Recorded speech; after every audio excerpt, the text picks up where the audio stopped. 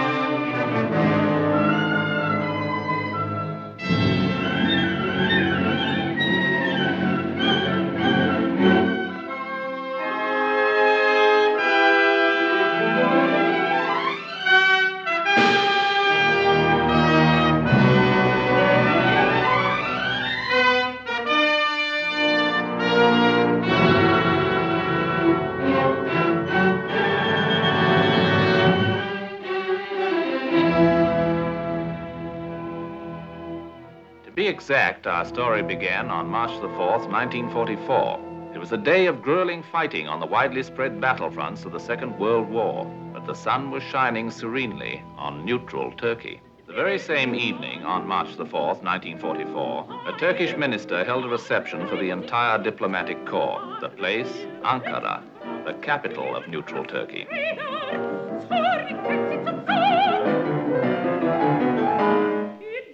If Excellency will excuse me, I have suddenly acquired a rather severe headache. I've had mine for some time.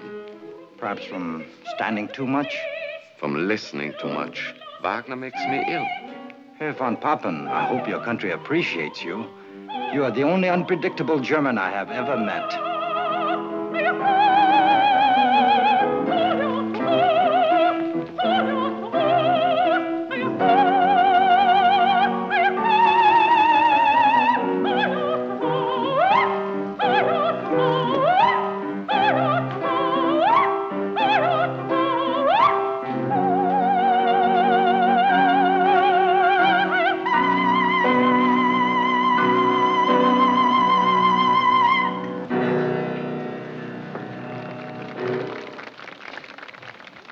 I cannot remember when I've seen a lady as beautiful as you eat as heartily as you. Just a little more of the salad, if you please.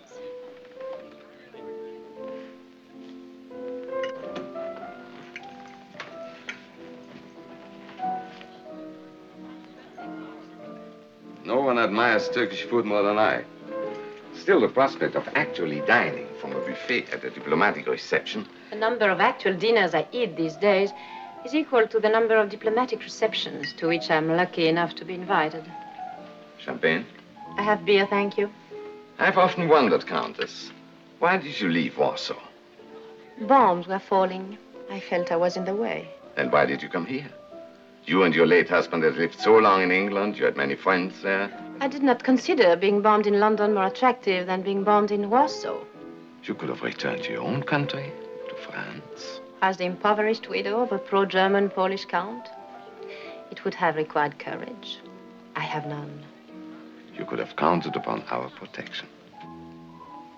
I understand you are now protecting my estates and all of my possessions in Poland. Who has them? Field Marshal Goering, I believe. At last. Many of our German friends before the war would come as our guests to hunt wild pig. I refused to invite Goering. I couldn't tolerate his killing a wild pig. It seemed too much like brother against brother. Bon appetit, madame. As always, I've enjoyed. Herr von Papen. Yes. Herr von Papen, I need money. These must be difficult times for you, I know. Please don't be diplomatic for just a moment. You can help me. Nothing would please me more. If I can. I want back what belongs to me. Unfortunately, there's a war. After the war, then? I can give you every assurance. But in the meantime, I can be of service to you, to Germany. If I can prove my worth, then afterwards it would be easier. How would you go about proving it? Loan me the means to live again, here in Ankara. Advance it to me. I can more than make it worth your while. You of all men must know what a fount of knowledge a clever hostess can become. Countess Staviska, are you suggesting that the German government set you up as a spy? I'm suggesting that I can earn my keep. It's a sordid, unrewarding business. Sordid, but not unrewarding. In terms of money, perhaps. What other terms are there? I'm sorry. I'm afraid it's quite impossible. What am I going to do, then? Call upon your friends. I have none that I want. And those who want to be, quite frankly, cannot afford it. I beg your pardon. Yes? Excellence, the British ambassador has just driven up. So soon? Perhaps we can talk long at the next reception, madame. And it's my turn to arrive for the last half of the evening. One thing about being a neutral, I can come early and stay late. And perhaps continue our conversation with the British ambassador?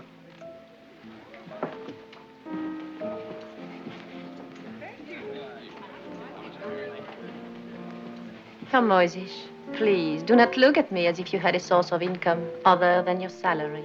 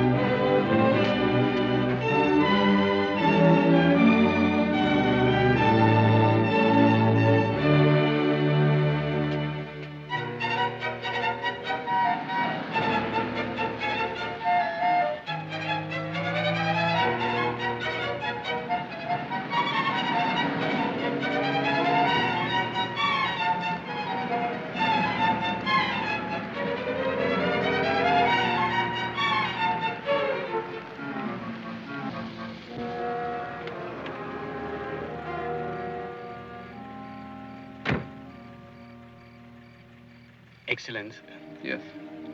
the Countess Staviska. What about her? Based upon something she said to me, I have reason to believe she needs money. You too, Moyzisch? I was sure that it wasn't I, Excellence, who approached her. However, it occurred to me... No. She has many friends, access to many sources. Definitely not. Good night, Moyzisch. Good night, Your Excellence.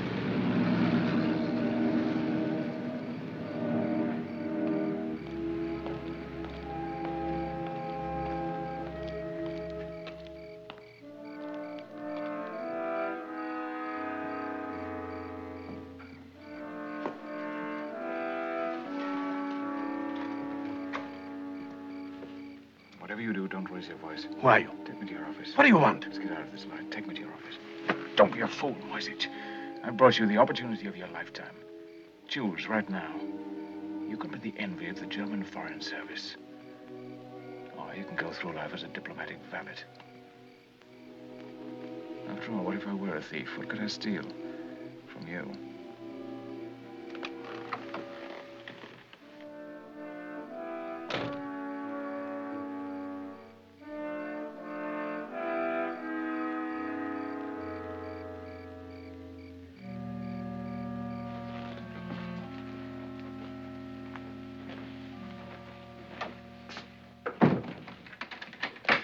Before I state my proposition, let me warn you not to breathe a word of it to anyone except your chief. My life will depend upon your discretion. A responsibility I do not choose to accept. I'm afraid you have no choice. Your life will depend upon it, too. State your proposition. Very well. Certain British documents, classified as most secret, have come into my possession. Military and political documents of utmost value to your government. I'm prepared to sell them. The price is £20,000. English pounds sterling. 20,000 pounds. Who are you? I'm a spy, obviously. And this is your life work, espionage. Not exactly. But I have spent a lot of my life preparing for this day. To my knowledge, no spy in history has ever been paid 20,000 pounds for any information. No spy in history has had to sell what I have to sell. Besides, spies are notoriously poor businessmen. Most of them are professional patriots, frustrated liberals, or victims of blackmail. And in all such cases, the emotional involvement weakens their bargaining position and destroys sound business judgment. Would you consider it a sound business for the German government to pay 20,000 pounds to an unidentified amateur for a set of so-called secret documents? Not so-called. Not secret. Most secret. Top secret. I'm sure they are. And now I have more serious matters to attend to. I'll have an attendant show you out. Moyzisch. It appears I must think for both of us. First, you'll inform Herr von Papen of my offer. Naturally, he'll have to check with Berlin. I'll give you 3 days to consider my proposition. On the 7th of March at 3 in the afternoon, I'll telephone you here and ask if you've received a letter for me. I'll call myself Pierre. If you say no, you'll never see me again. If you say yes, it'll mean you've accepted my offer. But I must have more information. If you accept, I'll return at 10 o'clock that evening. You will then receive 2 rolls of film containing photographs of the documents. I will receive from you the sum of £20,000 in English banknotes of small denominations.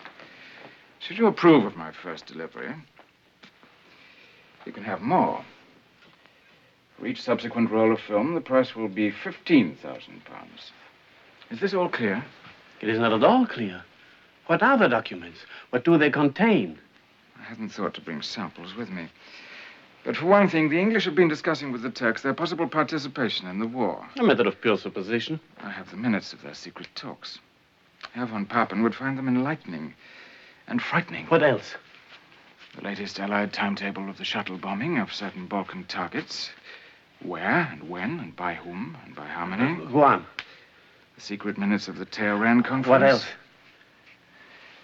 Don't be greedy, Moyzisch. What do you expect for £20,000? How did you obtain such information? That is no concern of yours, nor is my identity. And please do not have me followed. You Germans have no talent for it. You keep wanting to get ahead of the people you follow. Destiny has held out its hand to you tonight. Take it and hold on. Good night, Moyzisch.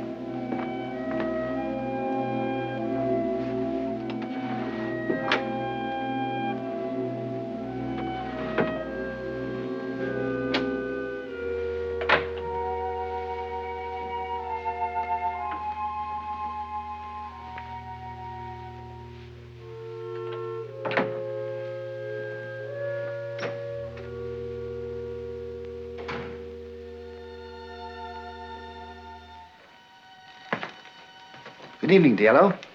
Pleasant reception, sir? Diplomatic receptions are never pleasant. Necessary and unnecessary, successful and unsuccessful, or non-committal. The faces may be pleasant, but never the motives. Thank you, sir. Oh, speaking of pleasant faces, weren't you at one time in the service of the Countess Staviska? I was valet to her late husband, the Count, when he was attached to the Polish embassy at the court of St. James. She was at the reception this evening. I hadn't seen her for years. Is she well, sir? As charming as ever, but not well off. It seems that the Nazis have confiscated all of her possessions. I'm sorry to hear it. She was a lady of great wealth. It was becoming to her. She used it well. A generous, a brilliant hostess, the Countess Staviska. Yes, sir. More than anyone I've ever known, she symbolized the world in which she lived and which she thought would never end. A world of infinite beauty, luxury, and indulgence. Those were pleasant days, sir. Gone forever, I'm afraid. Let us hope not, sir. I put the survey of Turkish manganese beside your bed together with your journal. Oh, yes, thank you. One moment, sir. Your capsule. Diello, have you ever considered the possibility that you might just once forget something? Often, sir. I don't think you'd ever get over it. Nor do I, sir.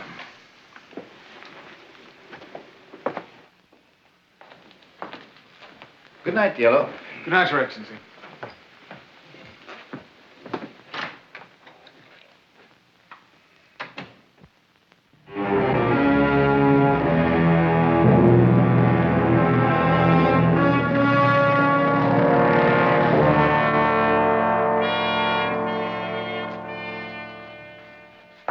Dispatch from Berlin has just arrived.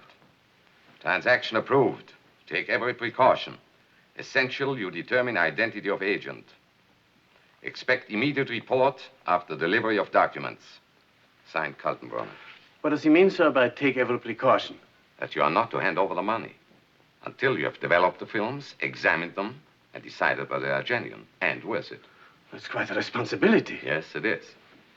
Money arrived by courier from Berlin this morning. 20,000 pounds. I've not taken any of it, Moyzisch. You can count it in your own office. Yes, sir. I had no intention, believe me. It was Are you just sure that you can handle this alone? Yes, sir. What about developing the films? Photography is a hobby of mine. I have used the darkroom often. Good. The fewer people who know about this, the better. Particularly if this fellow makes fools of us. Personally, I sense something bogus about the whole affair. The man may be a clever swindler, perhaps even a British agent trying to plant false information on us. What was your impression of him, Moyzisch? Well, sir, I pick him to be a highly trained special agent, perhaps a Foreign Office careerman. British, of course. An Oxford-bred aristocrat, if ever I saw one. You know the type, sir. Arrogant, spoiled, cynical, and completely decadent. Fantastic. By the way, a code name has been assigned to him. Cicero. He's to be referred to as Cicero. Cicero? The name is a personal choice of Herr Ribbentrop. Is it any significant, sir? None that I know of, except the surprising fact that Herr Ribbentrop has even heard of Cicero. Yes, sir. That's all, Moyzisch. Good luck. And keep your wits sharp. A great deal depends on you. Yes, sir.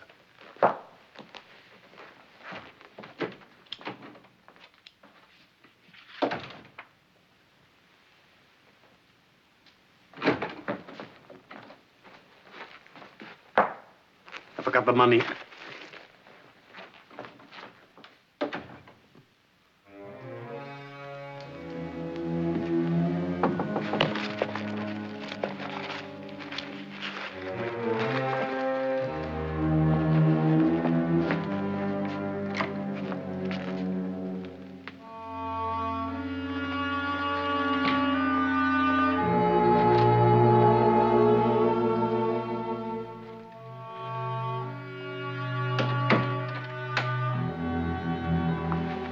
Money, I see. You have the film? Fetch me a drink while I count it, will you? Scotch whiskey. I'm sure that you must have some.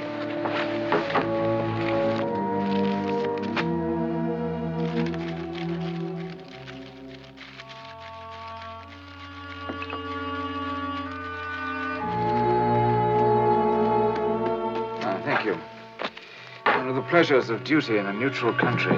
You Germans can drink fine Scotch whiskey, and your enemies can fill up on fine German beer.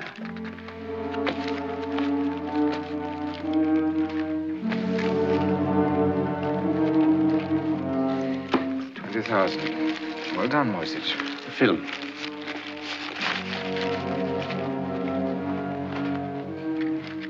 Not yet. You must wait until I develop the film. It'll take only a few minutes. Those are my orders. If you insist, just this once.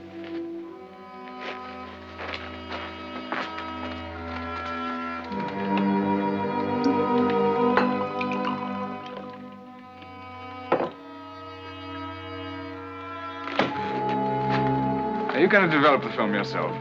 Yes. You better drink this. You're trembling like a butterfly. It'll help steady your wings.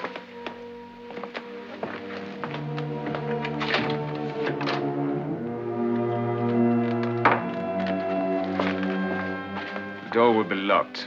I won't open it to anyone but you.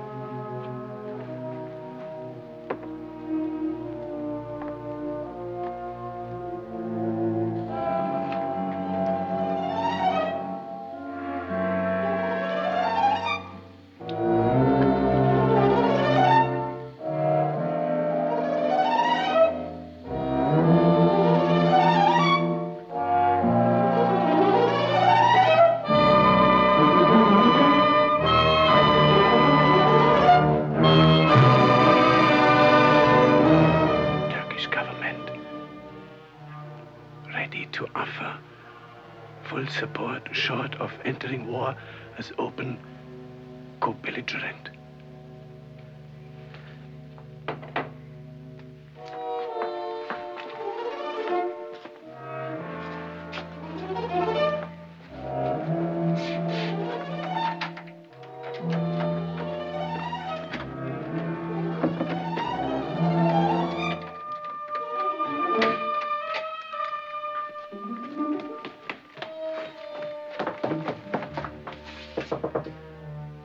Open up, Moyzisch.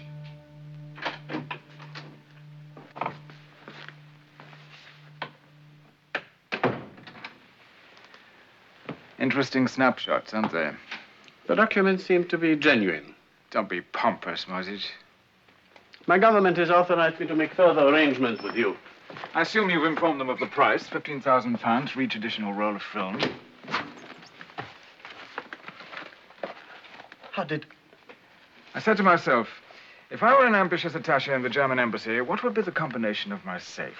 How dare you? 13033, the day Hitler came to power. I imagine that it opened half the safes in Germany, and Hitler's birthday, the other half. What an unimaginative lot you are. Don't be upset, Moyzisch. There wasn't anything else worth taking. My government is prepared to pay £10,000 per roll, no more. We won't haggle, Moyzisch. I risked my life to get these documents, 15 of them at £1,000 each. The price is quite reasonable. You'll pay it. But on the one condition.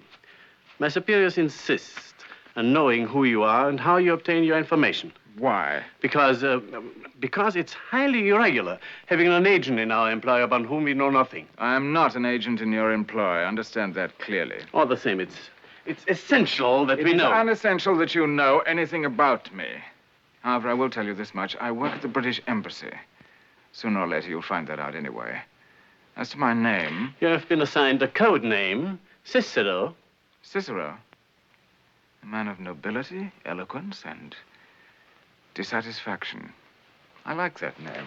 When will you bring more film? A week from tonight at the same hour. And have the money ready. On Moyzisch, change the combination if that's safe. May I suggest one?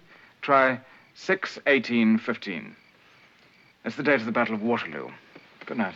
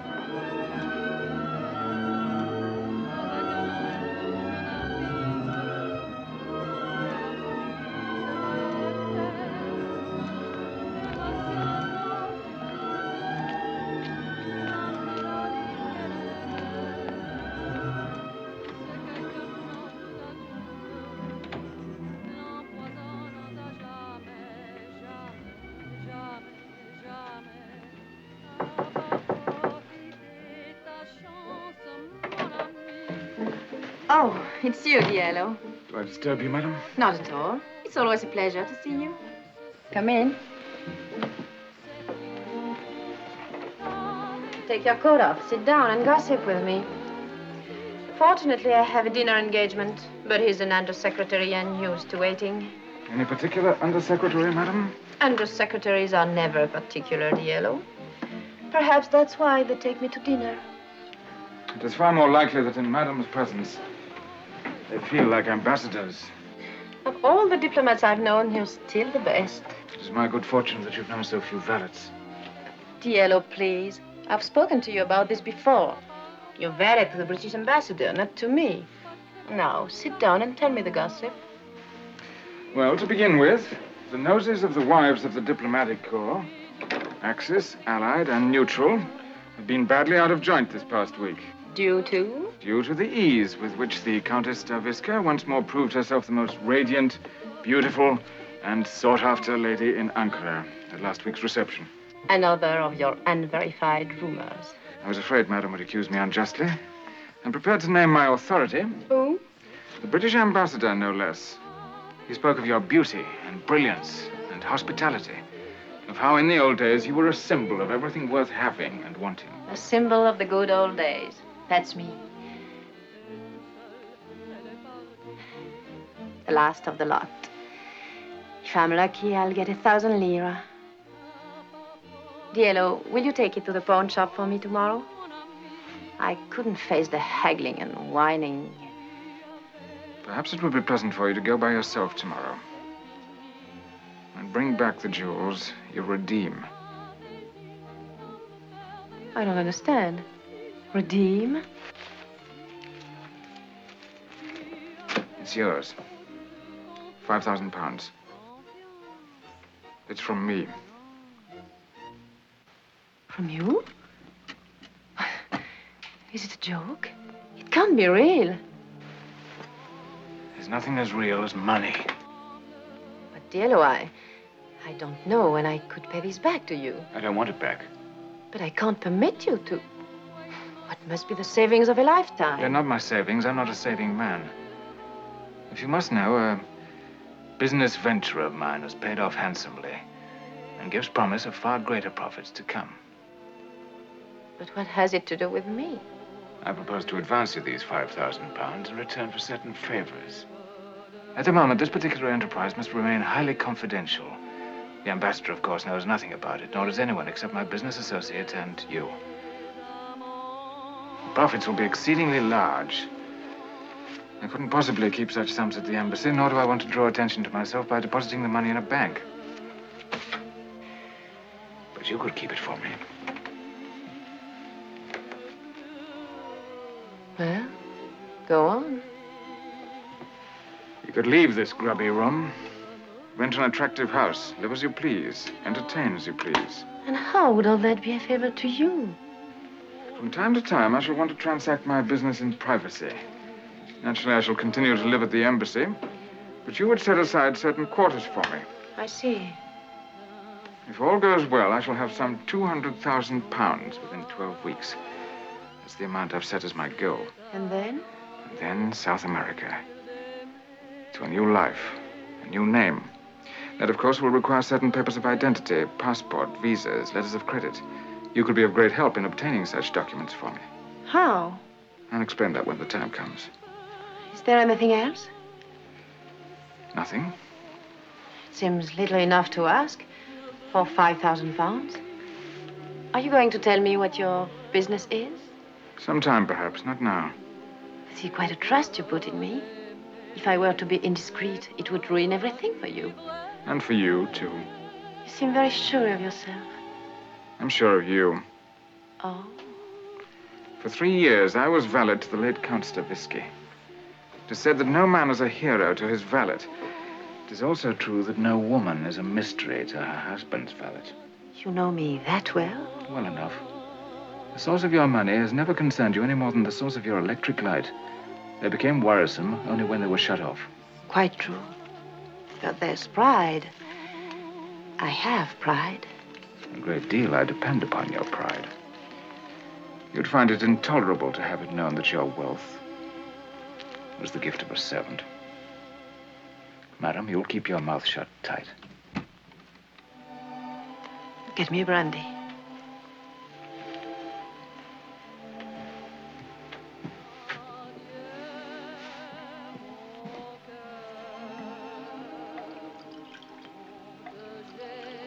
I shall drink only out of one glass, thank you.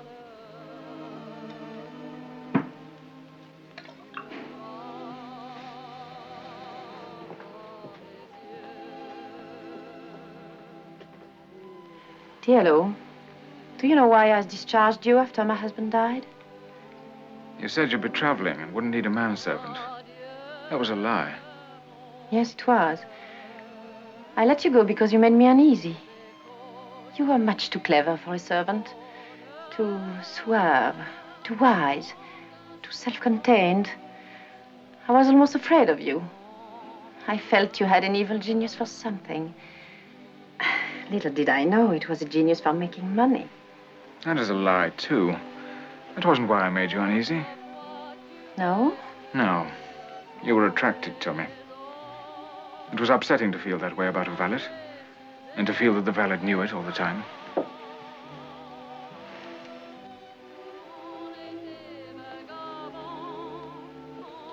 Anna, have I offended you? You'll soon be very rich. Everything worth having and wanting. He didn't say that about you, I did. That's how I've always thought about you.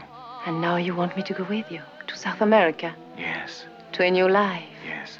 Away from the wars, the intrigues, the fears. The poverty. And it would be right for us now. Because now at last, we are equals.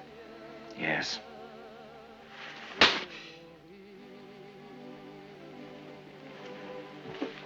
Where are you going? Madam has a dinner engagement, and we seem to have run out of gossip. I shall cancel the dinner. And we can talk business. You made me a business proposition. I agree to that part of it. As for the rest of the proposition, it's not an impossibility. It's merely an improbability. And above all, an impertinence. Because I addressed you as an equal? No. Because you addressed me as a servant. Because in the manner of an inferior, you tried to buy something you didn't think you merited on your own. Now, let's get down to the details of business. As Madam wishes. My name is Anna. Yes, Anna.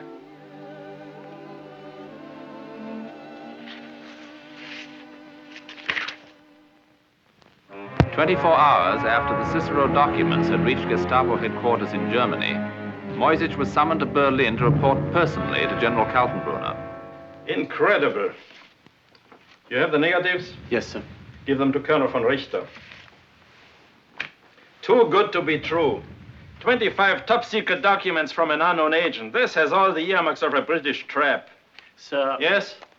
Ambassador von Papen requests me to report that in his opinion, the documents are genuine. I'm not interested in von Papen's opinion. I want facts, proof, conclusive proof. What's the real identity of this fellow Cicero? What are his motives, aside from the money? Does he have a confederate? You haven't answered any of these vital questions. Unhappily, sir, Cicero is most uncooperative. Teach him to cooperate. That's your job. What do you think of the information on the Tehran conference? Well, it looks authentic, but it's such high-level material that we have no means of verifying it. Exactly. And we can't act on what we can confirm. But there's one document here that can be confirmed, this. The operational plan for the shuttle bombing of Balkan targets. According to this, British heavies are going to bomb the Ploeshti oil fields on April 5th. If the raid takes place on schedule, that would serve to confirm the authenticity of the other documents. Good point. Is it your intention, sir, to warn the Romanians? Of course not. What purpose would that serve? Have you made another rendezvous with Cicero? For next Thursday evening. Very well. You fly back to Ankara and keep that appointment. But try to get some facts on the man. Tell him we can't keep paying out such sums of money unless we know how he gets his information. I do my best, sir. Try to do better than that. Yes, sir. This is your responsibility, Moyzisch. I warn you. Yes, sir.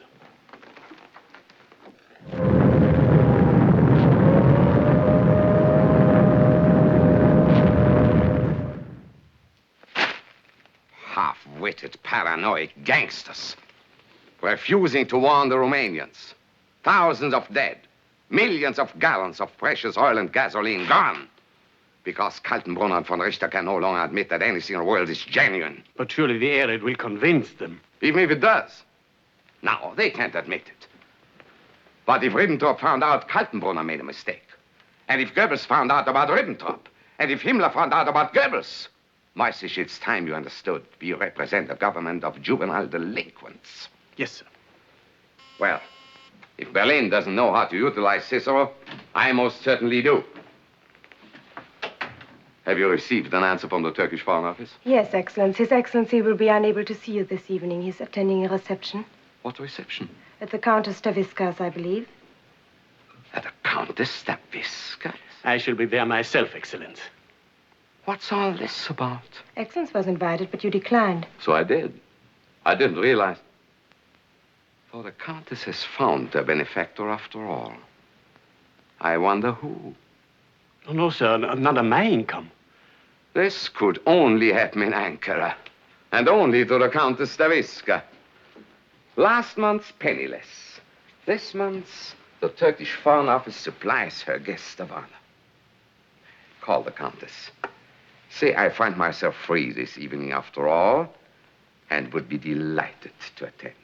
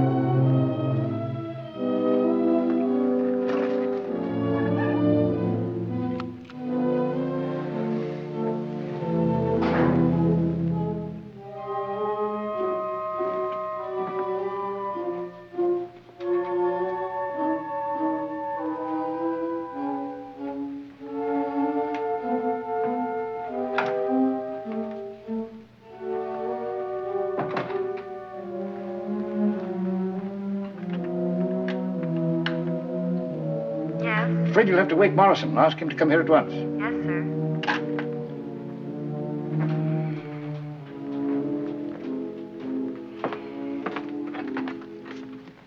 Will you change back into your jacket, sir?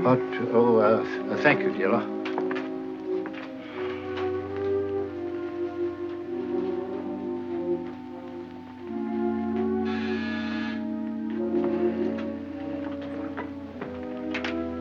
Morrison will be there directly, sir. Thank you. Turn on that lamp, will you, Diello? Yes, sir.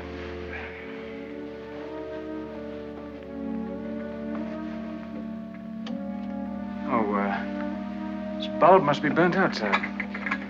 I'll have it replaced.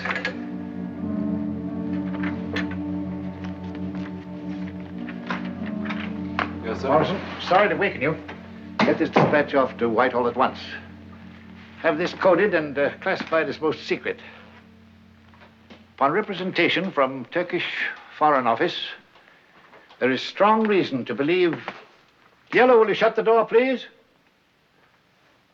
There is strong reason to believe that von Papen is in possession of top-secret information, which would indicate leak in security here. Upon receipt of this highly classified message, the Foreign Office in London took immediate action. Let me read you what we received from Ankara early this morning. Upon representation from Turkish Foreign Office, there is strong reason to believe that von Papen is in possession of top-secret information which would indicate leak in security here or Nazi access to secret documents or possibility have broken British diplomatic cipher. Colin Travers, a special agent of British counterintelligence, left London by plane next morning, bound for Istanbul. Colonel von Richter of the Gestapo counter-espionage service left Berlin by plane the same day. Travers and Colonel von Richter arrived at Istanbul the same evening and boarded the Anatolian Express. They reached Ankara next morning. Von Richter carried a Swiss passport, identifying him as Herr Rudolf Hodler, a tobacco buyer from Bern, Switzerland.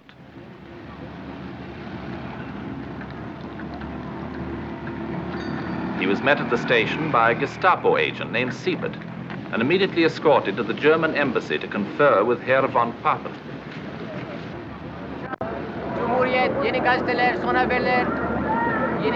Travers was greeted outside the station by Keith McFadden, a British agent attached to the embassy at Ankara. McFadden? Glad to see you, Travers. They left without delay to meet with the British ambassador.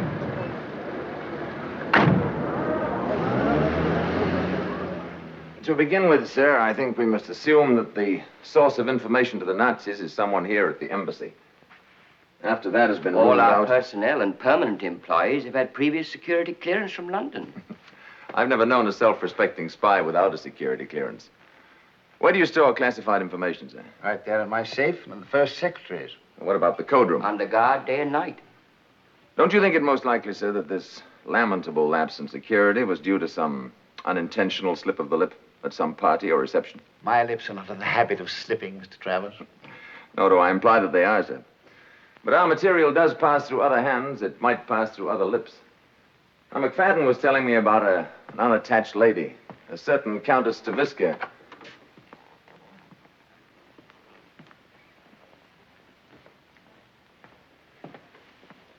Thank you, Diello. You were saying?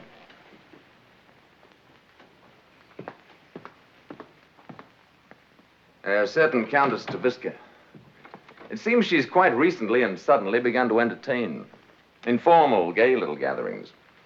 I assume some of our embassy personnel have attended from time to time. The Countess has a wide circle of friends, which I'm happy to say has included me for some time. That circle, no doubt, would also include Herr von Papen and his associates. Mr. Travers, the Countess is doing her very best, I assure you, to live neutrally in a neutral country. Under the circumstances... According to Mac here, her circumstances have taken a startling change for the better. Does anyone know the source of her sudden good fortune? I cannot see that it concerns anyone but the Countess Staviska. And I certainly cannot see what the source of her income has to do with our problem. Now, I'm probably just a gossip at heart. Maybe that's why I like my work. Counter-espionage is the highest form of gossip. It is obvious that Cicero is paying the bills for the Countess. Why else would he choose her villa for his next rendezvous with Moyzisch? What a strange and sudden and perfect relationship. Too strange, too sudden, and too perfect. The unknown Cicero and the well-known countess. Well known for her anti-German sentiments. Yet only recently. She pleaded with me personally for an opportunity to work in our interest. The suggestion of British intelligence, no doubt. Colonel von Richter, just what will convince you that Cicero is what he says he is? A spy, selling us genuine documents of great value for a great sum of money. I've come here to convince myself, Herr von Papen, one way or the other. A talk with Cicero might help. Moyzisch, when do you meet him next? At the villa, next Thursday evening. Then you will arrange for Mr. Hodler, the Swiss businessman, to be present. My incognito. I think it's preferable that Moyzisch remain our only contact with Cicero. I'm afraid you do not understand why I'm here, Excellence.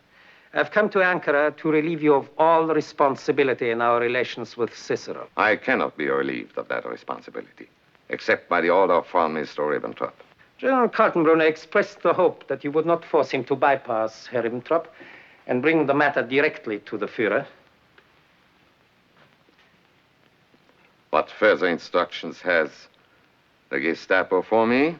In the future, all documents from Cicero will be sent directly to Berlin. Those which General Kaltenbrunner feels are pertinent to your diplomatic mission will then be transmitted to you.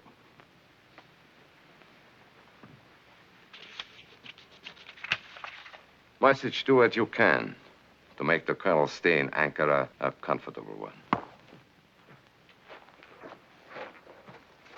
Thank you.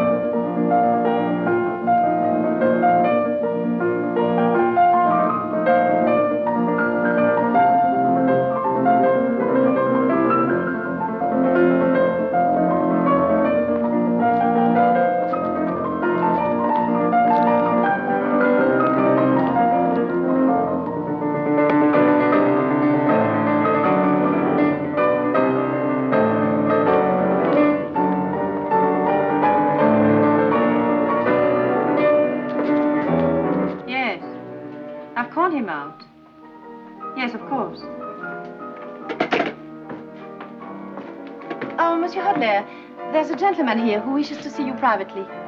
You had a business appointment, I believe. I believe so. I'll take you to him. I'm indebted to Herr Moyzisch for suggesting that I ask you to our little musical evening. Oh, the honor is mine, madame. I hope you haven't found it too subdued. On the contrary, it's been exactly as I would have wished it.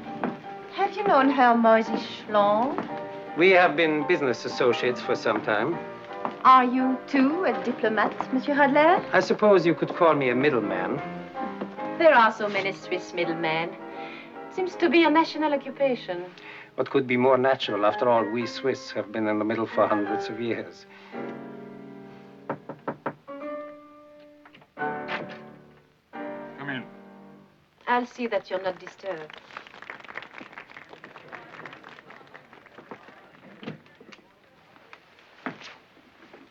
Colonel von Richter? Sit down, please. Moyzisch tells me you're to be the new intermediary. That's correct. Sent from Berlin by General Kaltenbrunner, I should imagine, to see to it that von Papen keeps his hands off the information I supply. Havanas, the finest money can buy. I approve of the change. Moyzisch is conscientious, but not very bright, and too well known in Ankara. It'll be safer for me to deal with you. Your security is a matter of grave concern to us. I'm happy to hear it. I share your concern. For this reason, I must ask you about the countess. Have you told her who I am? Of course not. Does she know the nature of your business? No. Then, just what is her relation? My dear Colonel, I did not invite you here to discuss my private affairs. We have some business to transact. Did you bring the money? As always, you will be paid after we have developed the film. During the past 6 weeks, I've sold Moyzisch 50 photographs, all of genuine secret documents. That's proof enough of my good faith. Henceforth, you will pay on delivery. The money?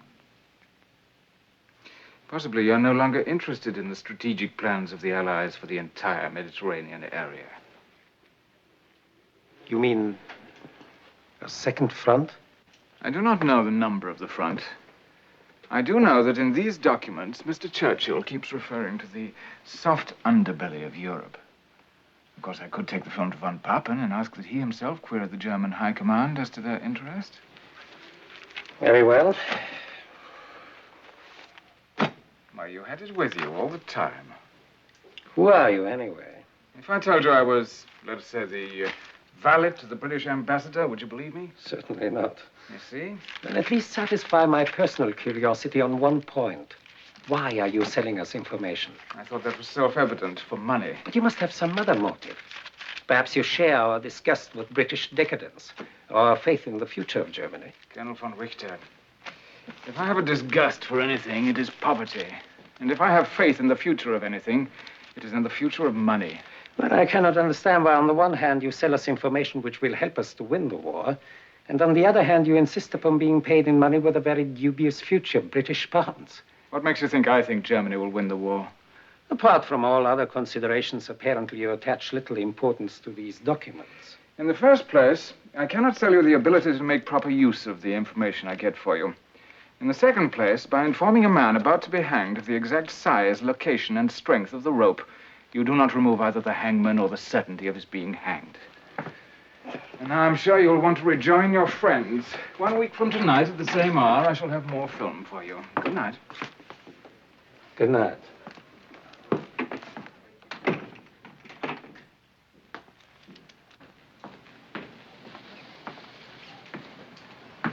I trust your meeting was a satisfactory one, Monsieur Hadley. Quite satisfactory, thank you, madame. And that you will honor us again soon. The honor will be mine, madame. Good night. How charmingly you Swiss click your heels. An old Swiss custom? Good night.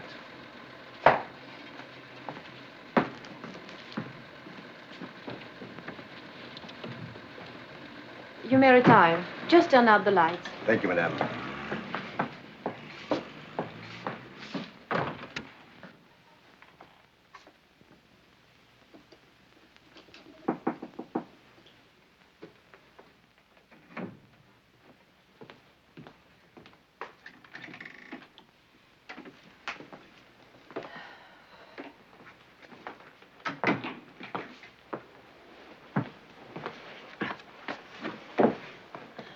Profitable evening? Profitable enough to bring the total £75,000. Another 6 or 7 weeks should do it. Diello, why don't you stop now? Why go on playing with fire? What makes you think I am? Oh, don't treat me like an idiot child. Your friend Hodler, he isn't Swiss. Oh? I know a Prussian when I see one. Does it matter to you? Your safety matters to me. So many people are concerned about my safety. I never felt more secure. Well, I don't. And my security depends upon yours. Forgive me. I keep thinking of myself as a man. I keep forgetting I'm a valet who pays dividends. Must you leave so soon? I mustn't stay away from the embassy any longer than necessary. I can't see why a man as rich as you should go on pressing the trousers of the British ambassador. That's where I get my money. I steal the loose change from his pockets. No, before you go, Diello, get me a drink. Will you?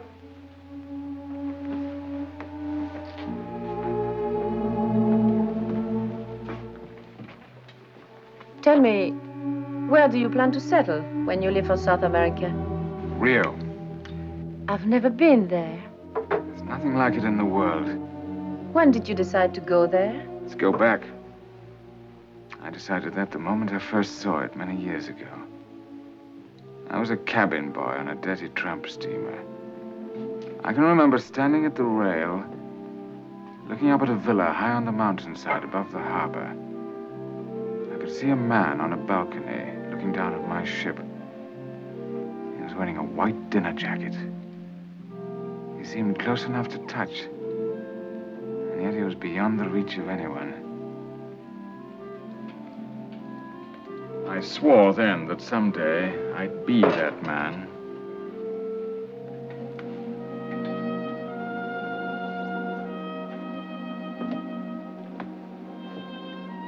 You might find Rio de Janeiro not to your liking. Do you have a nationality, Diello? Most people are born somewhere. You're not a native Englishman. What are you? Albanian, English by adoption. You're the only Albanian I've ever known. If you know one, you know them all. I ran away to sea when I was a boy. And then? Finding myself in England, it seemed profitable to become a gentleman, so I went into service. As you have pointed out, I'm not yet a gentleman. But I am the best of the gentleman's gentlemen, which reminds me the ambassador will be wondering what has kept me. What will you tell him? That I was detained by a Turkish chambermaid. He might not approve. Why shouldn't he? Only a woman of my own class would want to detain me, and only a man of my class would permit her to. Diello. Yes, Anna? On the contrary, I think I'll find Rio de Janeiro very much to my liking.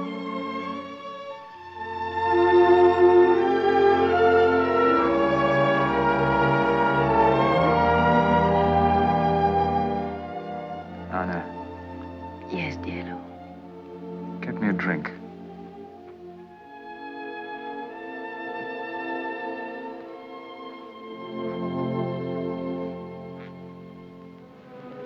During the next 5 weeks, Cicero sold the Germans 35 top-secret documents, which brought his growing fortune to £155,000 sterling. The Germans were informed of every secret word the British ambassador set to paper, every secret conference, every secret pact. And yet, despite the unerring accuracy of the information gathered from the Cicero documents, German intelligence refused to act upon it, out of fear that Cicero might be a British plant. As for the British, they had failed to uncover any breach in their security. Travers grew increasingly certain that his first assumption must have been correct, that there was no spy to lay hands on. And so in your 3 years as her husband's valet, I'm sure you learned more about them both than we could in a lifetime of investigation. Infinitely more, sir. I respect your reluctance to discuss the private affairs of a past employer. It's also reassuring to me, personally. But, Diello, we are at war. I understand, sir. Tell me, did you ever have occasion to hear the Countess express sympathy for the Nazis, privately or openly? To my knowledge, sir, the Countess never spoke of countries, political parties, or groups. The world to her was made up of individual people she either liked or disliked. Would you consider her to have been pro-German? The Countess was capable of being pro-anything, if it made for a congenial dinner party. Then would you consider it possible, under certain circumstances, for her to have become a German agent? Only for money, sir. Of which she has suddenly acquired a plentiful supply? I know nothing about spies, of course, and the way they function, but I can remember that the Countess had a remarkable talent for receiving confidences from important people. The Count always relied upon her for a great deal of information that was otherwise unavailable to him. Thank you, Diello. That's all. Thank you, sir. I'll be dining at the American Embassy. You may take the evening off. Thank you, sir.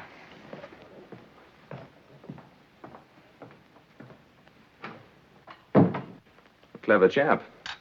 Because he supports your theory that the breach in our security was no more than a few irresponsible remarks at one of Anna Staviska's dinner parties? Well, frankly, sir, that is a fairly accurate summary of the report I was planning to send to London. I hope you're right. Fact remains, however, that von Papen still anticipates every move I make. You may soon be doing some anticipating of your own, sir, about Herr von Papen and his moves. How do you mean that? Well, this is extremely confidential, of course, but our cryptographers in London have just succeeded in breaking a German diplomatic code. A code used by their embassy here?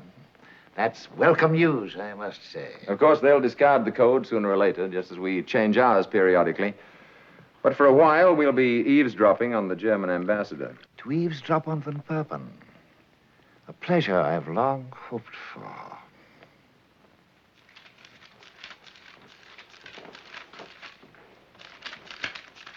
Nervous, Colonel? This house is far too dangerous a meeting place for us. I wouldn't be surprised if the British were watching it. I haven't yet, but they will soon. They suspect the Countess is a German agent. Are you serious? And all the while you suspected she was a British agent. Amusing, isn't it? Not at all, and under the circumstances we shouldn't have met here. From now on, we won't. Do you know the Aslan Hane Mosque in the old quarter? Moyzisch will find it. We'll meet in the entrance of it a week from tonight at the same hour. Be sure to take your shoes off. The Muslims will resent it if you don't. Childish. To them, no more childish than you're resenting someone's hat being on in church.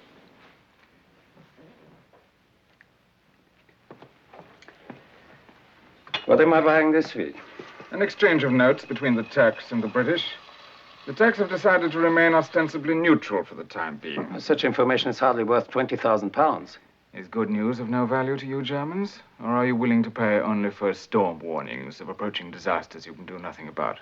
There's one disaster we can do something about, and about which it is most important for us to have full information as quickly as possible. Sounds exciting. A certain code word has appeared in several of the documents you've sold us. The word is overlord. Do you know what it means? Not the foggiest notion. We are convinced that overlord is the code name for their so-called second front, the invasion plan for Western Europe. What we must know is the place and date, the where and the when. The where and when of the Allies' invasion of Europe. It'd be nice to know. I can understand your curiosity. I'll pay you double for it, 40,000 pounds. Generous of you. But is information of that nature likely to turn up at the British Embassy in Ankara? Don't you read the documents you sold us? Not all of them, and never thoroughly. I'm not particularly interested in what they say.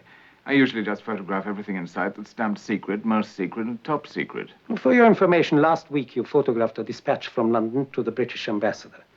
It stated that the ambassador would receive a copy of the revised strategic plan for Overlord within 10 days. Did you say 40,000 pounds? For the where and the when. We'll meet at the Aslan Hane Mosque 1 week from tonight. Do you mind going out through the garden, Colonel? Not at all.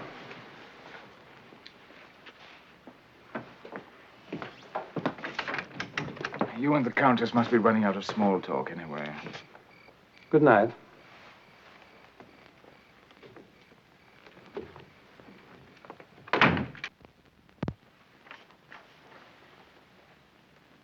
This was deciphered from the German code we've broken? Yes, sir. Who's seen it? You and I, sir, that's all. But McFadden should hear it. I'll need his help. From German Embassy, Ankara, to Reich Foreign Minister, Berlin. In reply to your query concerning authenticity, documents obtained from Cicero, I'm firmly convinced material genuine. Cicero lives within British Embassy, obviously has access to top secret information. Kaltenbrunner's failure to evaluate documents and Von Richter's refusal to make them available to me, tragic blunder. Strongly urge you bring this matter to personal attention of the Führer. Signed, Von Papen. Cicero. It's obviously a code name for their informer. Where do we start? With your permission, sir, I'll order a house search at once. It's hardly likely our friend Cicero has left anything incriminating lying about, but something might turn up. But one thing's sure, an open search will put him right on his guard. And that can't be helped. If we can't catch this spy, we've got to frighten him. Perhaps frighten him enough to make him stop for a while. At any rate, we'll gain time. Gentlemen, for the present, I'm forced to leave this matter in your hands. As you know, I'm expected in Cairo tomorrow evening. Until my return, you may, of course, take all the security measures you consider necessary. For one thing, I suggest the combinations of the safes be changed and safety devices installed. Of course. What about assistance? Do you have enough men? Yeah, we have 4 other agents in Ankara on other assignments. I can reassign them to this. Whatever you think.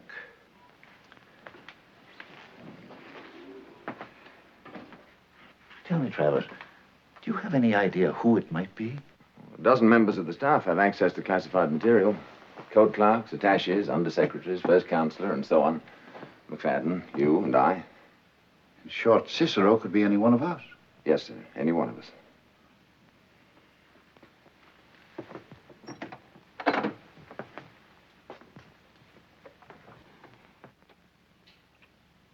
There you are, sir. Be a few days before I get the combination changed, but the alarm's on and ready to go. Well, just so that I don't set it off by myself, you'd better explain again how it works. There's nothing to work, sir. If you were to turn that dial a 16th of an inch in either direction, the alarm would go off. To cut off the alarm...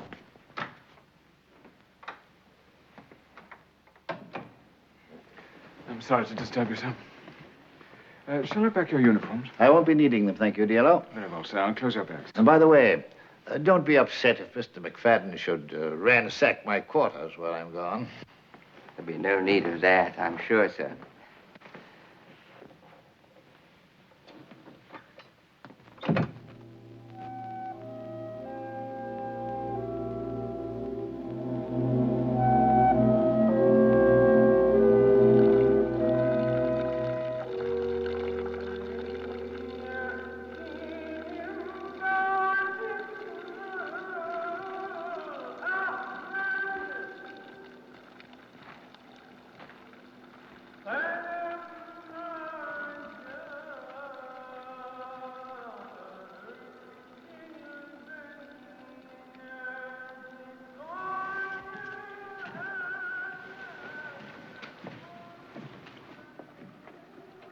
Stone is wet, cold and wet. Acceptable to Mohammedan feet, perhaps, but not to mine. It's 22 minutes late. It's the first time. He's never been late before. And you say he hasn't been to the villa all this week, hmm? Siebert has kept a day and night watch. Cicero has not appeared once. And the countess? She has not entertained. She has gone out a few evenings, alone. Cigarette. Can it be possible, sir, that the British have found him out? It can also be possible that the British have known about him all the time. Curious how easily Cicero acquired the documents he wanted to sell. And when only once we named the documents we wanted to buy, or mysteriously has failed to deliver it. That. What does the colonel propose to do now? Precisely nothing. All spies in time outlive their usefulness. And I'm afraid, Moyzisch, that your friend Cicero has just about outlived his. If any.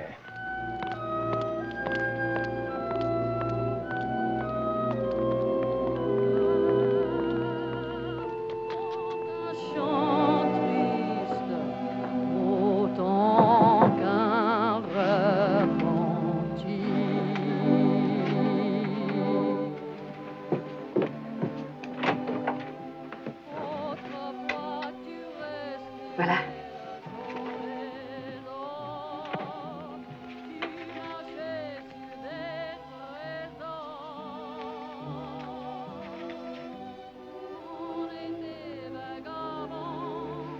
Well done, Signora Antonini. It was nothing, senor. One of my many pleasant wifely duties. How much did they cost? £5,000. Another 1,000 for a set of papers to go with them. Birth and marriage certificates, that sort of thing. And another 1,000 to help him forget all about us. Money well spent. What about the tickets? 2 first-class compartments in separate cars on the Istanbul Express, leaving tomorrow evening. And the ship? An Argentine passenger freighter sailing from Istanbul direct to Rio. When? Day after tomorrow at sundown. Now remember, you're to take no notice of me whatsoever on the train. When we reach Istanbul, we'll go aboard the ship at once. How did it go to the bank? The size of the deposit created quite a stir. The manager of the bank seemed extremely curious. But I managed to satisfy his curiosity on all points. Why, he took me to lunch. And? He will personally expedite the transfer of funds. The papers will be ready tomorrow morning. How much did that cost? Another 1,000. And all of my powers of persuasion. This side of respectability. A little over generous, perhaps. Now, let's see.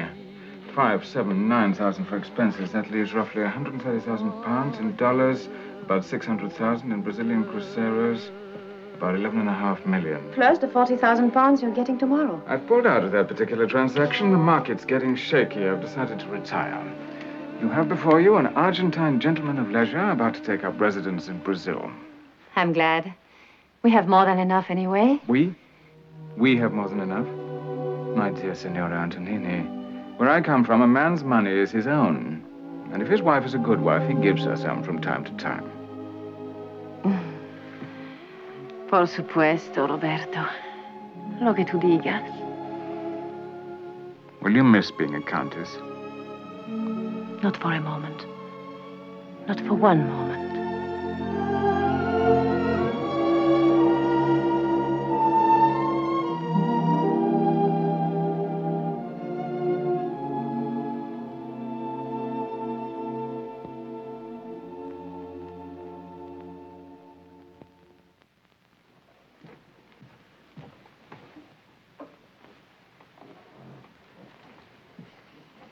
Diello.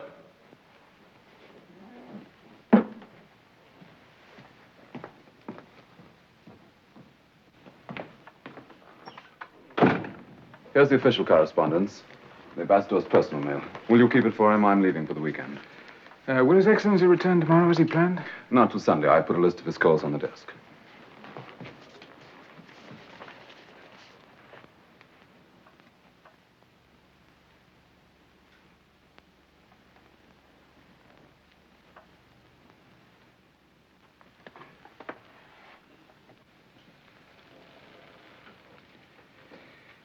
What a pity, sir, that so few ladies use perfumed letter paper these days. A great pity. Perhaps you better lock up that mail, too, Diello. As you wish, sir. Oh, Diello, weren't you away from the embassy between 9 and 10 last night? Yes, sir. Would you mind accounting for your movements? Not at all, sir. I walked for a while on the boulevard, stopped for a drink at the Yuxal Palace, then back to the embassy. Oh, one other question about the countess again. Do you remember any particularly close friends she may have had in Switzerland? Did she go there often? Very often, sir. The countess was extremely fond of Switzerland. She went every spring. Oh, then that explains it. The countess left by plane for Switzerland this morning. I hope she can enjoy it in the style to which she is accustomed. That shouldn't be any problem. She took 130,000 pounds with her. You ready, Mac?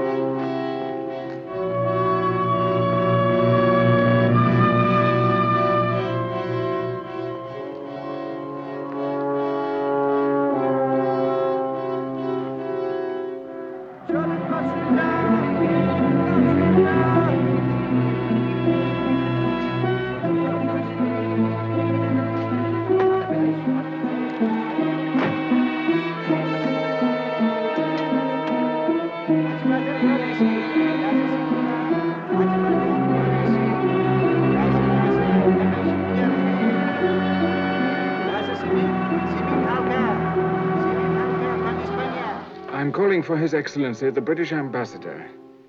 I have a message for the Countess Staviska. Madame left for Switzerland this morning, sir. I don't know, sir. Madame said it was for an indefinite stay. Yes, sir. Thank you, sir. Yes. Yes. No, I can give you no information, Your Excellency, beyond the fact that the Countess Staviska has withdrawn all of her funds. Yes. You are very welcome.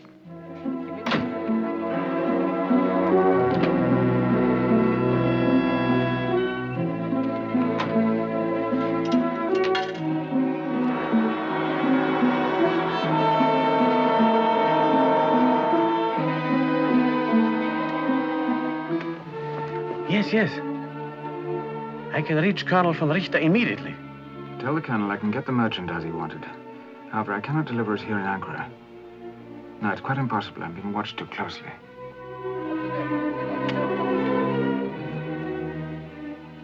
I shall have to ring off now.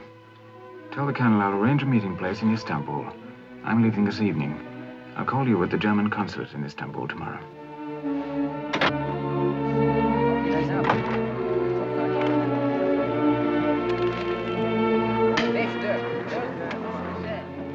He didn't speak to anyone in the bar. He made a couple of phone calls and then came back here. I think you're on the wrong track sniffing after Diello. After all, he didn't bat an eye when you told him about the Countess.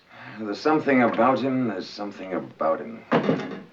Why, for one thing, should he go out to a cafe to make a few phone calls?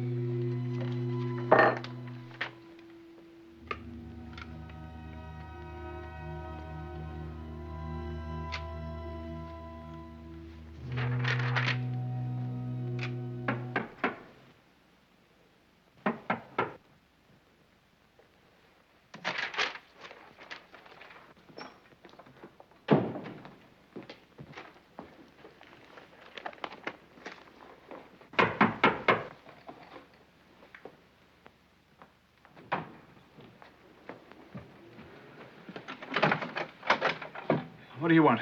It's all right, I clean office now. No, not now. His Excellency won't be back until tomorrow. But it's necessary. I wash windows while it's still daylight. Not now, I said. Come back later.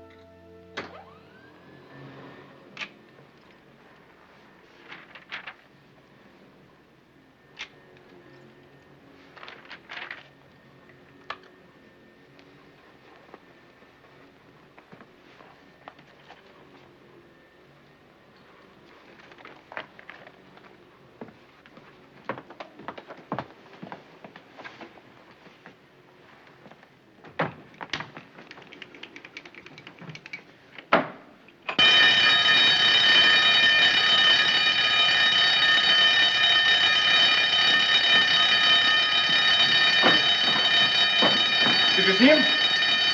Who?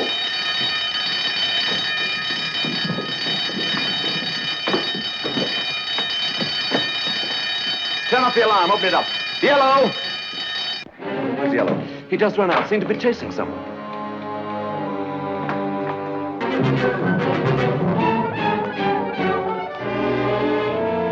Follow him, Johnson. Find him and stick with him. Shall I try to hold him? Just find him and report back.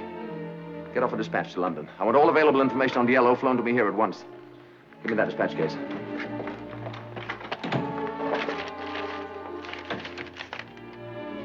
Nothing seems to be missing here. How many letters have you there? 4. We locked up 5. That letter. Perfumed letter gone, but nothing out of the dispatch case. It's odd. McFadden.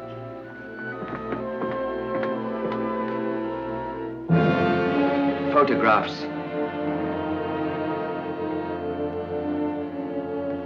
Have Burroughs and Murray watch the approaches to the German embassy. We've got to keep him from delivering that film. It'll be sticky grabbing him in public. Our Turkish friends might not like it. We can't kidnap him, McFadden. We'll have to kill him. There's a little matter called Operation Overlord we've got to consider. Send a man out to the airport. After Johnson gets back, you and I'll get out to the railroad station.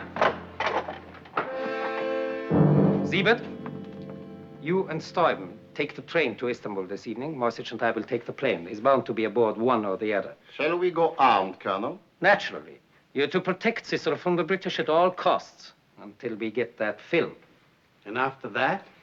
After that, Moyzisch, it will be up to Cicero to protect himself from the British and from us. That's all.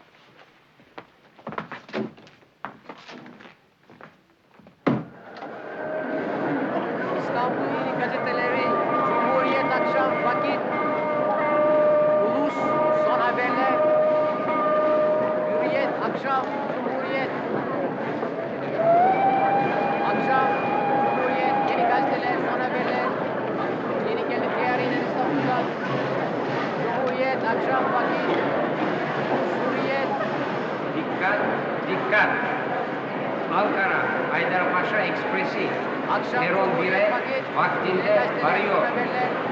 Dikkat, dikkat. Ankara, Haydarpaşa Ekspresi. Peron 1'e vaktinde varıyor.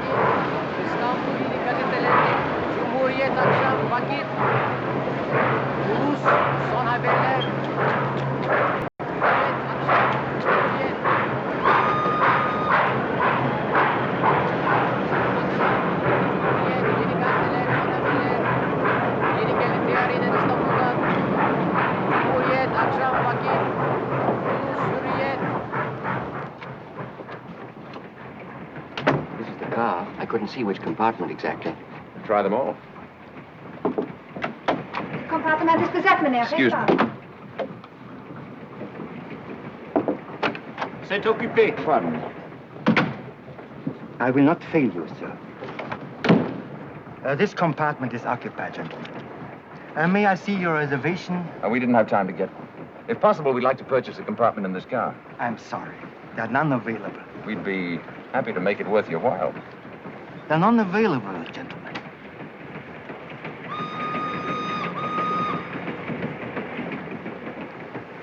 I shall have to ask you to move on to the next car.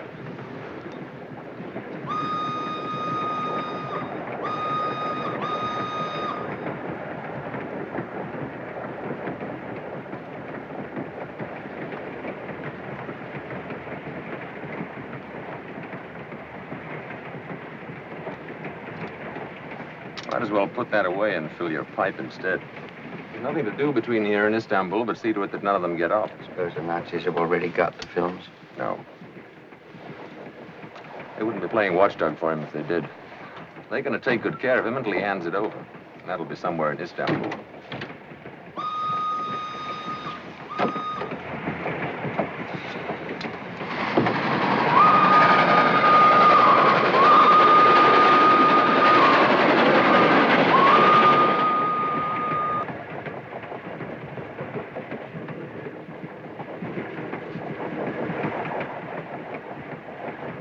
So by the time you receive this, my dear ambassador, I shall be far away from Ankara, far away from intrigue and uncertainty and humiliation. I shall be settled, I hope, in a new life of peace and security and self-respect.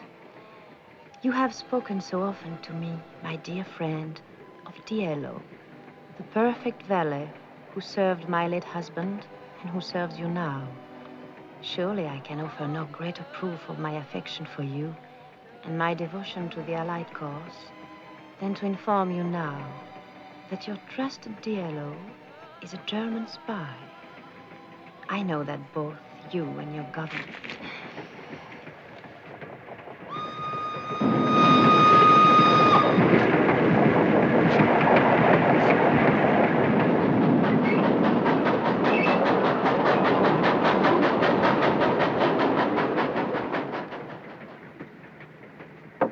Just a few minutes, sir.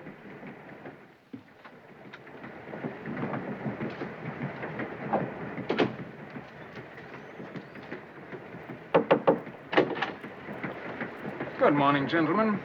Did you sleep well?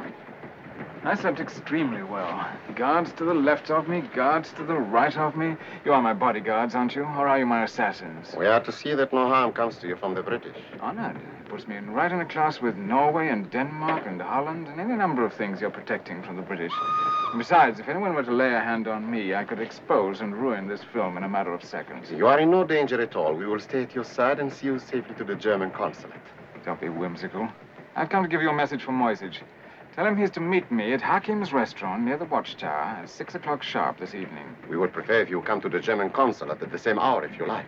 No, thank you, although I'm tempted. So many more people go into German consulates than come out. I've often wondered what possible attraction could keep them there so long. We must have some guarantee that you have the film. I thought you were the silent partner. Here's all the guarantee you'll need. Don't unwrap it.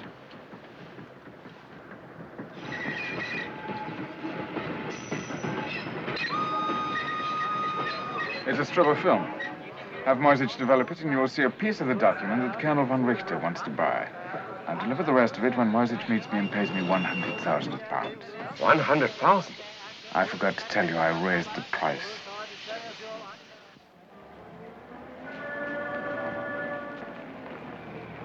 Ready, Moyzisch? Yes, sir. Remember to be extremely friendly. Give him the money first. As soon as you have the other portion of the film, come straight back here. Yes, sir. You know what to do after that. There is a problem of the Turkish police. It is hardly likely you will choose to kill Cicero on a crowded street or in the presence of a policeman. On the other hand, it is hardly likely he will go to the police himself, not with 100,000 British pounds in his pocket. Yes, sir. Now, good luck.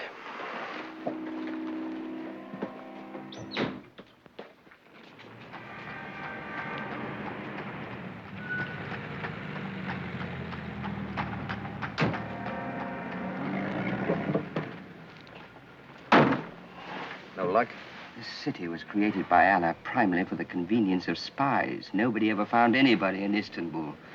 Anything going on here? Von Richter and Moyzisch went in. Likewise, our two playmates. Nobody's come out. Yet.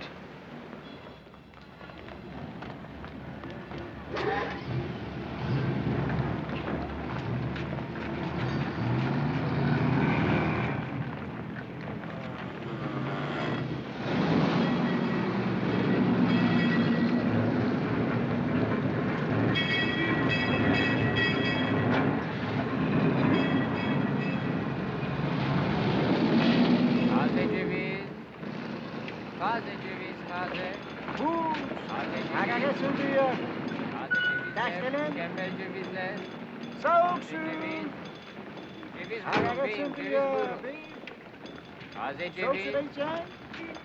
Buyurun beyim, taze ceviz. Taze ceviz.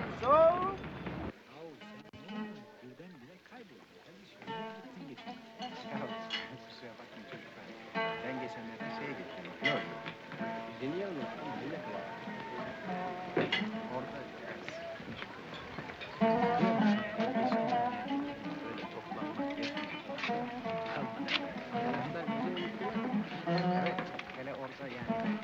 Moyzisch, my dear colleague, I'm delighted to see you. It's far too early for civilized dining, but I have a busy evening before me. Will you have something to eat? I'm not hungry. Do you feel faint, perhaps? Then sit down and have some Turkish banana brandy.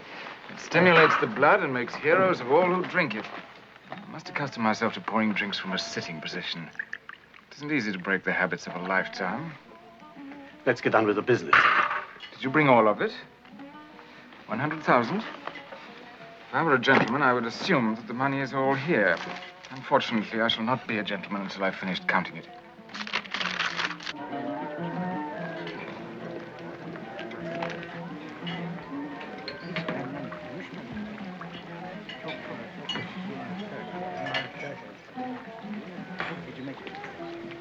Do you speak English?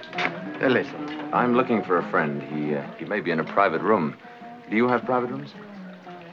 He's occupied. Then he must be in there. I'll just... I'm sorry. He not wish to be disturbed. But he's expecting me. I'm sorry. You will sit here, please.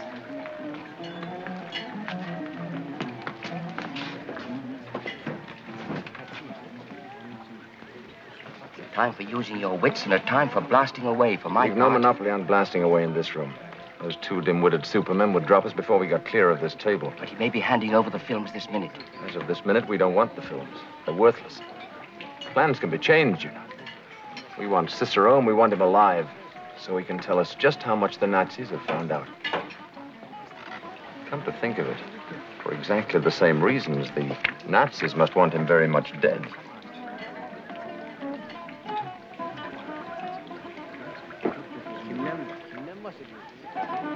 You're balmy. You're completely balmy. He'll jump at it.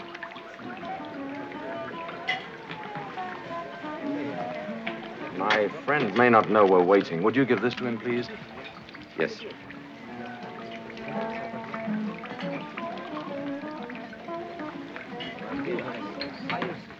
Abdi Bey, how can I ever thank you enough for your hospitality, courtesy, and kitchen? It is always a joy to see you, Diello. It takes me back to old times. Size bir not var, İngilizlerden. Thank you. No answer required. Who was that note from? What was in it? Would you like to purchase a photograph of it? Why so nervous, Moyzisch? This is the greatest day of your life. When you die, Hitler will dip you in bronze and name streets after you. Can't you count a little faster? Haste makes waste. You've grown fond of me, is that it? You're troubled because you know that I haven't much longer to live. Those two men are here to protect you from the British.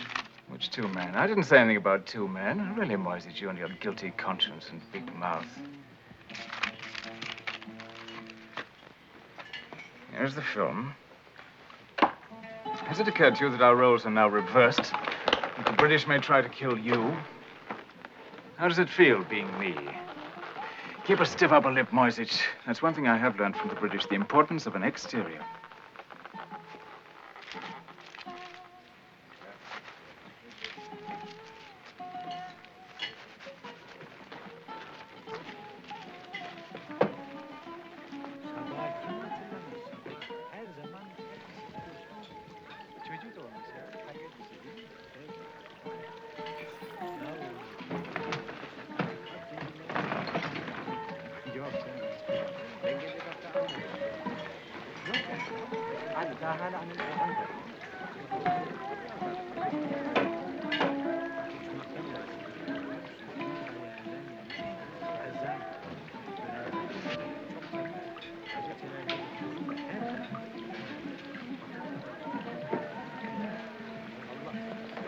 Mr. Travers, I'm touched by your solicitude.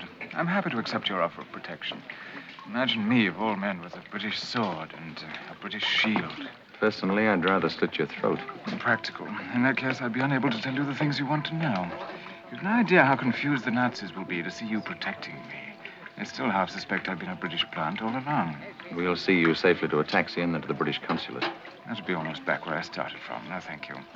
We'll walk away together and then say goodbye. Listen, Diello.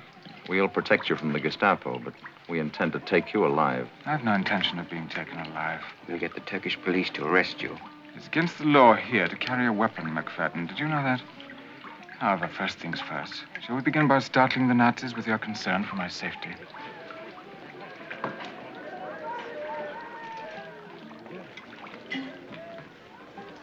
You seem to disapprove of me. You're the most cold-blooded thief, traitor, and criminal I've seen in a lifetime of looking at human trash. What a pity. I rather hoped I'd look like a gentleman.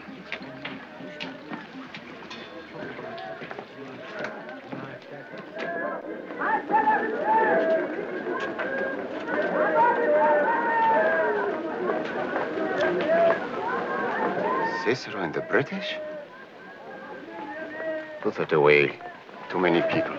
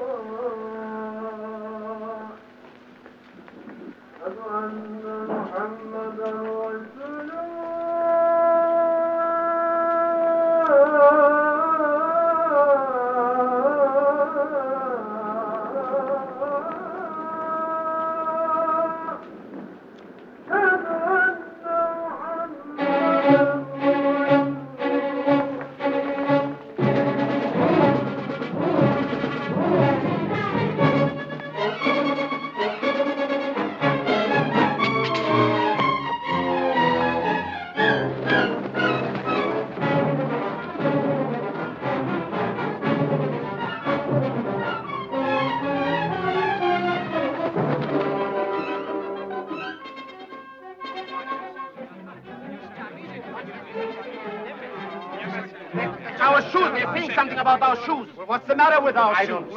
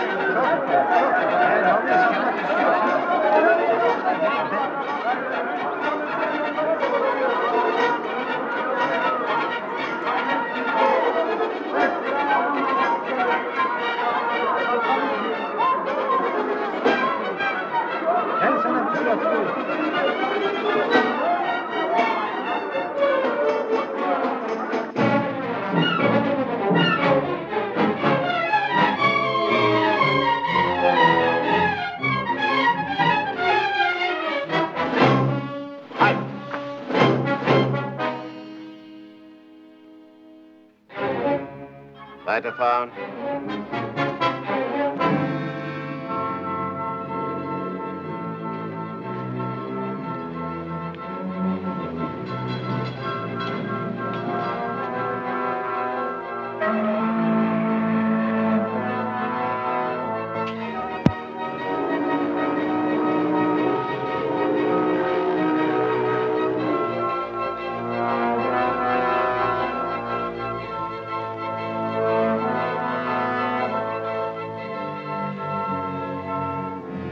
You must believe me, Colonel. The British held us off. They were protecting him. Nonsense. But they let him get away, sir. What's more, back in the restaurant, they passed Cicero a note. It has no logic. It does not make sense. An urgent dispatch for you, sir, from His Excellency the Ambassador. Moyzisch. What's the delay? I spoiled the first print. What? I was so nervous, but the second one is almost ready. Oh, hurry up.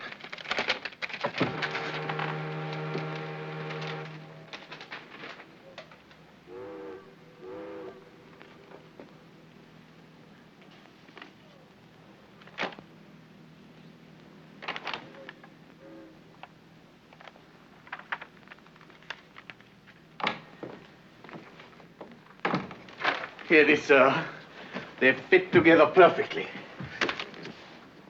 D-Day for Operation Overlord is tentatively set for early June, along the coast of Normandy and Cherbourg Peninsula. Cal, did you hear it? Yes, I heard. Now you hear this. An urgent dispatch from von Papen. I've just received personal letter from Countess Anna Staviska, naming Cicero as British agent. I'm unable to corroborate the accusation because Countess has left country. But in view of her past efforts to ingratiate herself with us, I'm compelled to believe her charge is true. I don't believe it. I've always believed it from the first. I told you so. I know the British and their childish tricks. I don't believe it. The earlier documents, they were genuine. Events proved them genuine. Of course, they had to be, so that we would swallow that big lie, that one. I nearly paid with my life for this. I knew it. I knew it all along.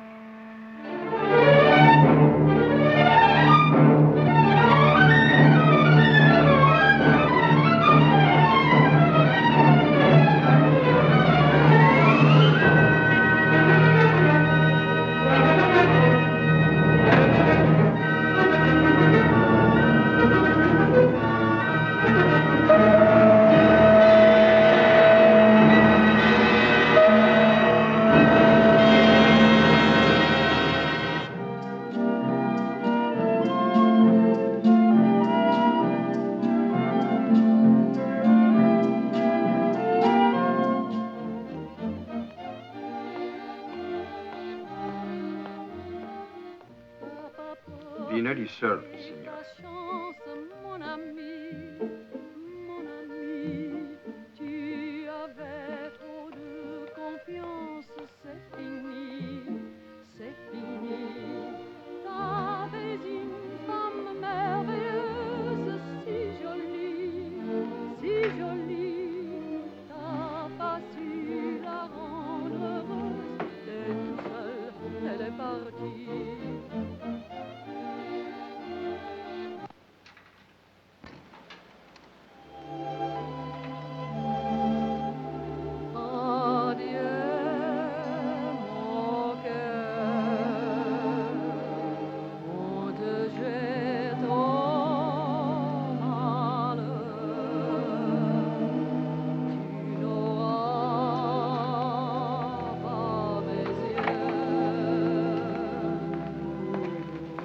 Two gentlemen have come to see you, senor.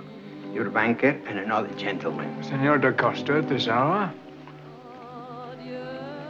Very well, have them come out.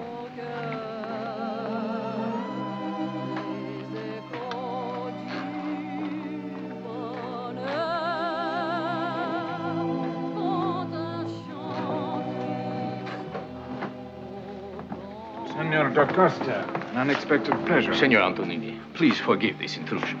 May I present my friend, Senor Santos? I'm honored, Senor Santos. I've looked forward to meeting you, Senor. Please sit down, gentlemen. Will you join me for dinner? Thank you, Senor. We have dined. Some wine, perhaps. Senor Antonini is already known in Rio for his exquisite taste in wine.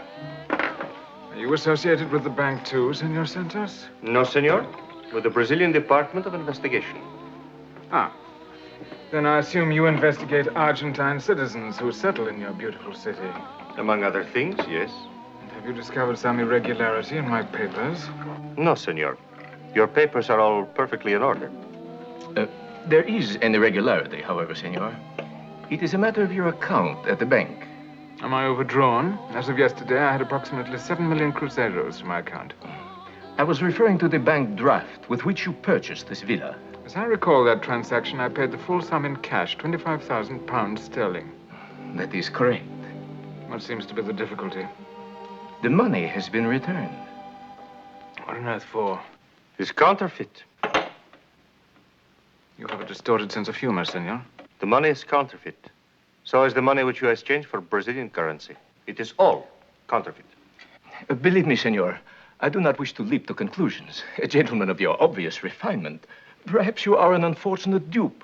This currency has been in circulation for months, and the British authorities have only recently detected the forgery. I have samples here of every series in your possession. They are the most skillful facsimiles I have ever seen. Signor Antonini, I implore you to cooperate. You see, we know that these counterfeit notes were printed in Germany. The British have established that beyond the shadow of a doubt. And so far, they have turned up in 3 places. Here in Brazil, in Turkey, and in Switzerland. Switzerland? Over 100,000 counterfeit British pounds were confiscated there recently. In the possession of a political refugee, a lady. It would be in your interest to tell us where and how you got this money. Switzerland? Believe me, senor, this is no laughing matter. It is my unhappy duty to inform you that you are under arrest. Anna. I beg your pardon? Anna. Poor Anna.